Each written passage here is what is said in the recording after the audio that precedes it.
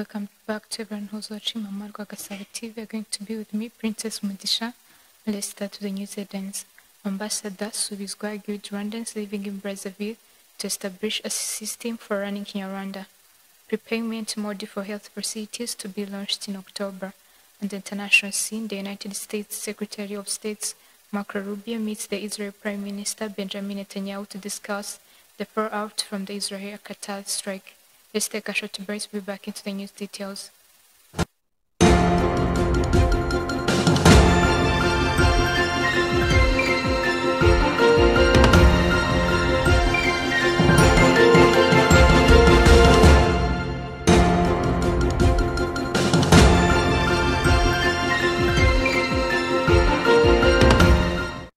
Welcome back into the news details, and let's start to news in Rwanda, where the Rwandan community living in Congo Brazzaville, which received Ambassador Prepayment, Busubizwa requested him to create a system to teach Kinyarwanda and Rwandan culture to those who have not had the opportunity to learn it.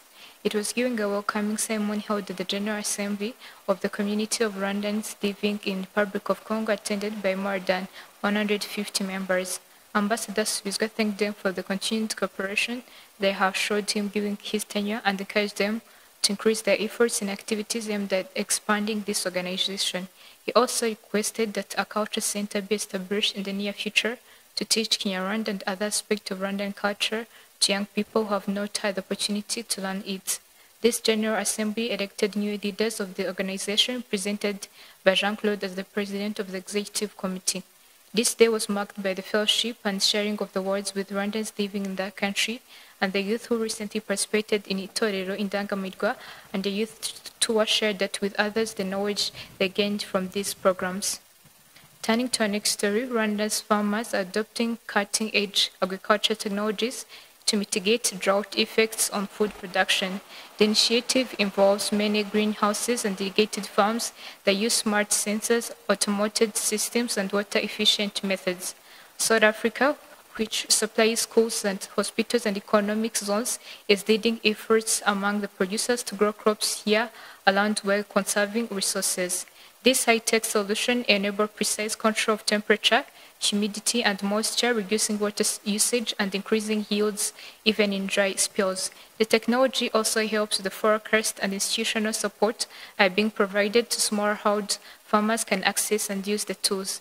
With climate change increasing drought risk in Rwanda, such an investment aims to boost food security, lower risks, and ensure consistent supply of produce across the country. The move toward high-tech farming is seen as vital for sustainable agriculture in Rwanda's changing climate. Now let's turn our focus to this story, where Rwanda is set to introduce prepayment mode for health facilities in October 2025.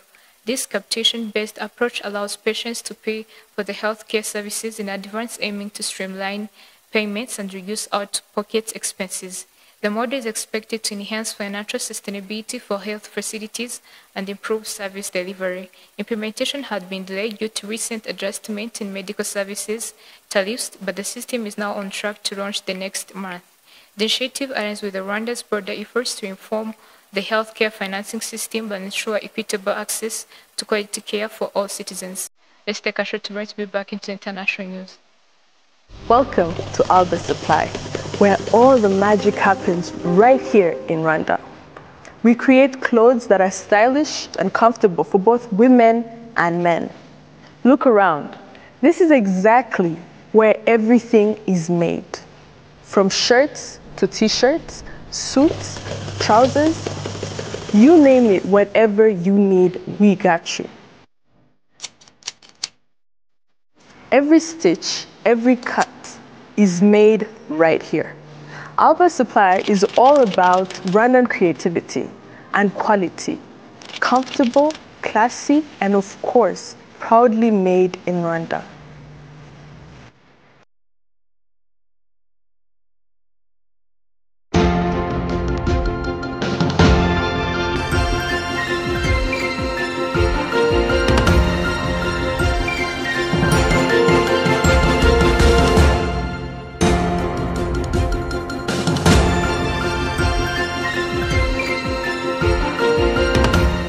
Let's let's take a look onto the international news where Rubio promises Netanyahu, the United States, unwavering support, while Arabic and Islamic nations vow to protect each other after Israel attack on Doha. Shadad Habimana proceeds.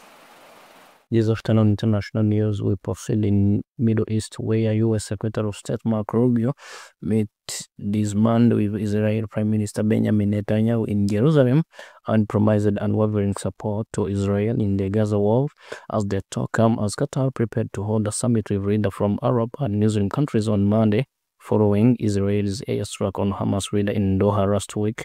In this news, Rubio told Israel that the United States backed the constructive role by Qatar in mediating Gaza after an Israeli strike on the Gulf state against Hamas.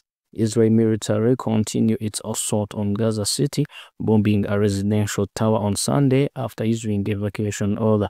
Airstrike have intensified as Israel plans to seize city, urging residents to flee south area near Khan Yunis in the southern area near Khan Yunis in the south are also destroyed, with men returning to Rabbah where their homes once stood. Let's just continue in the Middle East, where foreign dignitaries from across the Arab and the Muslim world have gathered in Doha, and observers are expecting them to deliver a decisive response to Israel after its attack on Qatar. The Emergent Summit of the Arab League and Organization of Islamic Cooperation (OIC) opened on Monday, a day after foreign ministers from the participating states met behind closed door in Doha to hammer out a draft resolution proposing concrete measures against Israel. Fury has swept across the region since Israel struck on Tuesday, which killed 5 Hamas members and Qatari security officer, and missing a Hamas negotiation team that was meeting in Doha to wait as a United States proposal to end Gaza genocide war on Gaza. At the session on Sunday, Qatar Prime Minister Sheikh Mohammed bin Abdulrahman bin Jassim Al Thani slammed the Israeli attack, noting that they had regional support for taking measures to protect Qatar's sovereignty. Let's just end this international news in Russia, where the implementation of the idea to create an unfried zone over Ukraine and the possibility for NATO countries to shoot down a Russian drone would mean war between the alliance and Russia. This came from the Security Council Deputy Chairman Dmitry Medvedev. Medvedev noted that the powerful European initiative Eastern Century amused him. This seemed to be all that remained of the coalition of the willing that he pointed out. The politician also commented on Estonian Defense Minister Hanno Pevkur's visit to Ukraine.